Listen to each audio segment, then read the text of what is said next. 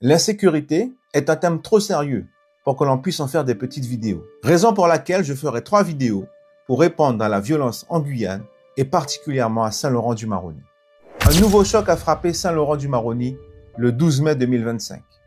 Un jeune a été braqué devant le lycée Lumina Sophie.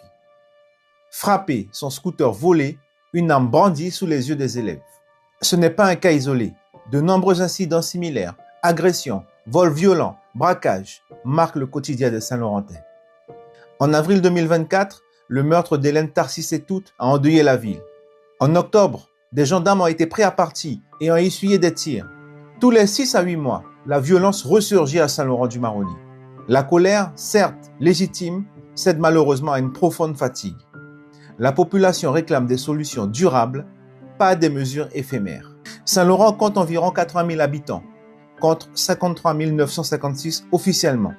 La ville concentre 25% des vols à main armée en zone gendarmerie en France. Avec 23 policiers municipaux et 133 gendarmes pour une population aussi grande, les moyens sont clairement insuffisants. En fait, ils traitent la conséquence et pas la cause. La violence est la conséquence d'une crise politique, économique et institutionnelle. Le cycle persiste car des opérations comme Place Nette en 2024 avec des renforts temporaires ne peuvent pas enrayer la délinquance. En avril 2024, après le meurtre d'Hélène, nous avons érigé des barrages par exaspération. Nous avions bloqué Paddock, Vampire et le Lac Bleu, réunissant près de 300 manifestants. Mais des gaz lacrymogènes ont dispersé les foules.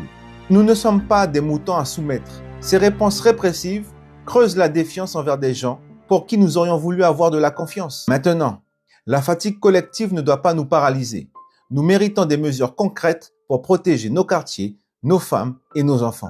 Dans la prochaine vidéo, j'aborderai des solutions sécuritaires. Un commissariat, la suppression du poste de contrôle routier de Margaux et un poste de contrôle frontalier sur le Maroni en partenariat avec le Suriname.